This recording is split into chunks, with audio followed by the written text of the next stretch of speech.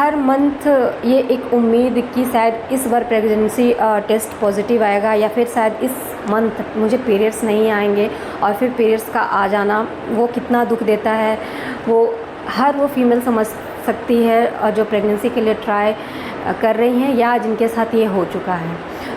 क्या आपकी एज 30+ है, एमएच लो है या फिर बहुत हाई है, एग की क्वालिटी सही नहीं हो रही है या फिर पीरियड्स रेगुलर नहीं है, ओव्यूलेशन सही समय पे नहीं हो रहा है, ये सारे कारण हैं प्रेगनेंसी कंसीव नहीं होने के।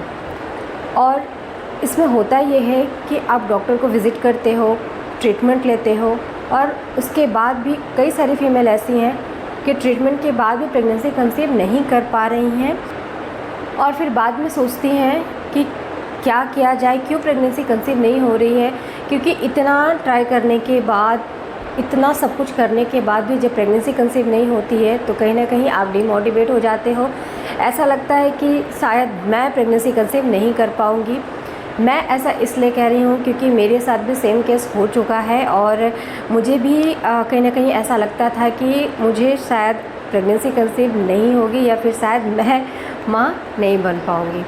लेकिन खैर फ्रेंड्स, मेरा अभी जो बेटा है वो 4 इयर्स का है।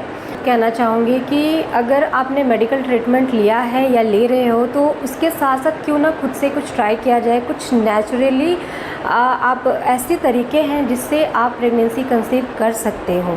और मैंने भी किया है, मुझे भी बहुत प्रॉब्लम थी, मेरा भी एमएच कभी लो कभी हाई, पीसीओडी की प्रॉब्लम थी, हार्मोन्स बैलेंस में नहीं रहते थे, साथ साथ एग की क्वालिटी सही नहीं थी, या फिर ऐसा भी टाइम मैंने देखा है कि एग बनने तक बंद हो गए थे। मेरा स्ट्रेस लेवल इतना ज़्यादा हो गया था, और ये बहुत ही नॉर्मल है, जिन फीमेल को प्रेगनेंसी कंसीव नहीं होती है उनके साथ ये होता ही है, क्योंकि मैंने इस चीज़ को फेस किया हुआ है।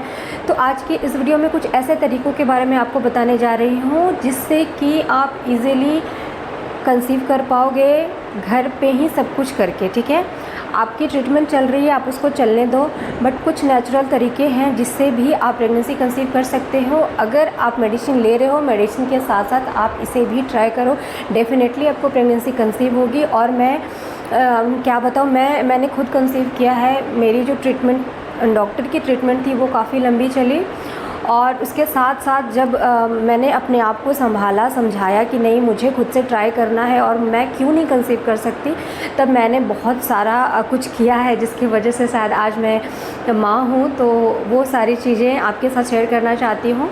चलिए वीडियो शुरू करते हैं। वीडियो में समझते हैं कि क्या क्या आपको करना है। वीडियो शुरू करने से पहले अगर मेरे चैनल पर नए हो और अगर मेरा ये वीडियो आप लोगों के लिए हेल्पफुल है, प्लीज़ वीडियो को लाइक शेयर ज़रूर कीजिएगा। पहली बार चैनल को विज़िट कर रहे हैं तो ज़रूर से सब्सक्राइब करें। तो चलिए वीडियो स्टार्ट करते हैं। फ्रेंड्स, सबसे पहले मैंने जो यूज़ किया है, मैंने जो तरीके अपनाए हैं उसमें सबसे पहले मैं बात करूँगी एक्सरसाइज की। एक्सरसाइज प्लस होम रेमेडी का यूज़ किया है, और आप यकीन मानो बिल्कुल रामबाण साबित हुआ है मेरे केस में। अगर आपको भी प्रॉब्लम है, जो मुझे प्रॉब्लम रही है, मुझे पीसीओडी की प्रॉब्लम थी, हार्मोन बैलेंस नहीं हो रहे थे, साथ ही साथ मैंने मतलब इतना सारा स्ट्रेस लिया हुआ था कि एक तक मेरे बन नहीं रहे थे, बहुत सारी प्रॉब्लम को फेस किया है। तो इन सारी चीज़ों में मुझे काफ़ी रिलीफ मिला है। आज की इस वीडियो में मैं टॉप 3 एक्सरसाइज के बारे में बताने जा रही हूँ जो कि रामबाण है इनफर्टिलिटी के लिए। अगर इन एक्सरसाइज को आपने सही तरीके से सही टाइम पे किया तो ऐसा हो ही नहीं सकता कि आपको प्रेगनेंसी कंसीव नहीं होगी। किसी तरह की कोई भी प्रॉब्लम है ना, आप इसको टाइम दे के देखो, टाइम पे करके देखो, आपको डेफिनेटली प्रेगनेंसी कंसीव होगी। तो सबसे पहले बात करूं मैं एक्सरसाइज की, leg up the wall position, जैसे कि विपरीत करनी आसन कहते हैं। ये बिल्कुल रामबाण है इनफर्टिलिटी के लिए। Leg up the wall position करते कैसे हैं, तो वो पोजीशन कुछ इस तरीके का होता है। ये आपकी बॉडी है और ये आपका लेग होता है। बॉडी से ऐसे, लेग को वॉल से आपको ऐसे टिका कर रखना होता है। आप गूगल पे भी जाके सर्च कर सकते हो leg up the wall position को, विपरीत करनी आसन को। इससे होता क्या है कि जैसे ही आप पैर ऐसे सीधा करते हो ना, ब्लड का सर्कुलेशन रिप्रोडक्टिव ऑर्गन्स के पास बहुत सही से होता है, और इससे क्या होता है, रिप्रोडक्टिव ऑर्गन्स की फंक्शनिंग बहुत सही से होती है। वहाँ पे ब्लड का सर्कुलेशन बहुत अच्छा से होता है, और जिससे वो सही तरीके से काम करना शुरू करते हैं। ठीक है, तो ये आपको करना है कितनी देर तक करना है, तो 10 से 15 मिनट तक आप कर सकते हो। 10 मिनट काफ़ी है, मैं अपने टाइम में 15 मिनट तक करती थी। इसको आपको खाली पेट करना है, कभी भी खाना खाकर नहीं करना है। जैसे आप सुबह उठते हो तो फ्रेश होने के बाद एक रूटीन बना लो कि मुझे 30 मिनट्स अपने आप को, अपनी बॉडी को देना है, उसके बाद ही कोई काम करना है, ठीक है। सुबह उठते हो, फ्रेश होते हो, एक गिलास पानी पी लो, हो सके तो गुनगुना पानी पी लो। उसके बाद 30 मिनट अपने आप को देना है, उसमें आपको leg up the wall position करनी है।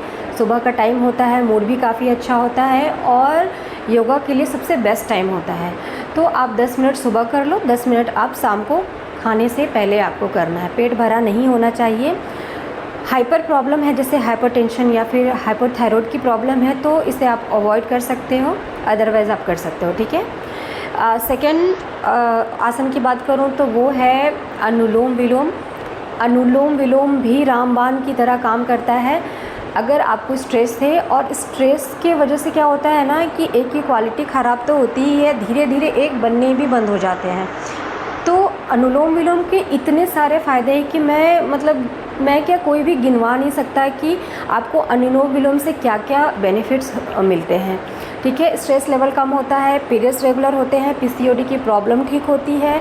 अगर आपका वेट बहुत ज़्यादा है तो वेट लॉस में भी बहुत हेल्प करता है। अगर आपको नींद नहीं आती है तो नींद को भी आने के लिए ये बहुत इंपॉर्टेंट है। अगर आप अनुलोम विलोम करती हैं तो अगर आप अनुलोम विलोम करते हो तो आपको नींद बहुत अच्छी आती है, और स्ट्रेस को कम करने के लिए नींद का आना बहुत ज़रूरी है। तो कुल मिलाकर आप समझो ना कि अनुलोम विलोम सबके लिए बहुत सही है। अगर हॉर्मोन्स आपके सही नहीं है, ऊपर नीचे है, एएमएच लेवल सही नहीं हो रहा है, तो इन सब पे ना अनुलोम विलोम बहुत काम करता है। आप अनुलोम विलोम को भी 10 मिनट करो। और दूसरा कपालभाति। अगर आपको पीसीओडी की प्रॉब्लम है, पीरियड्स रेगुलर नहीं हो रहे हैं, तो कपालभाति बहुत काम करता है। ये तीनों एक्सरसाइज मैंने 3 मंथ्स तक किए थे, और विदिन 3 मंथ्स ना मुझे प्रेगनेंसी कंसीव हो गई थी। तो आप 3 महीने तक इसको कंटिन्यूटी के साथ करो। मुझे नहीं लगता है कि 1 से 2 महीने जाएंगे आपको प्रेगनेंसी कंसीव होने के लिए, बट फिर भी मैं 3 मंथ्स लेकर चल रही हूँ कि 3 महीने तक यदि आपने इसे किया, सब कुछ ठीक हो जाना है।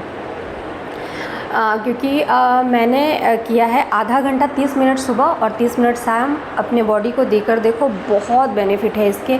आप जो इतना प्रेशर लेके बैठे रहते हो कि मुझे ये है, मुझे वो है, मुझे प्रेगनेंसी कंसीव नहीं हो रही है, दिन भर ये सोचते रहते हो कि क्यों प्रेगनेंसी कंसीव नहीं हो रही है। हर मंथ ये एक उम्मीद कि शायद इस बार प्रेगनेंसी टेस्ट पॉजिटिव आएगा, या फिर शायद इस मंथ मुझे पीरियड्स नहीं आएंगे, और फिर पीरियड्स का आ जाना वो कितना दुख देता है, वो फीमेल समझ सकती है, और जो प्रेगनेंसी के लिए ट्राई कर रही हैं या जिनके साथ ये हो चुका है। तो मुझे पता है, मैंने भी मेरे साथ भी ऐसा होता था कि हर मंथ ऐसा लगता था कि इस मंथ तो पक्का मैं प्रेग्नेंट हो जाऊंगी, और होता ये था कि मुझे पीरियड्स आ जाते थे और मैं बहुत दुखी होती थी।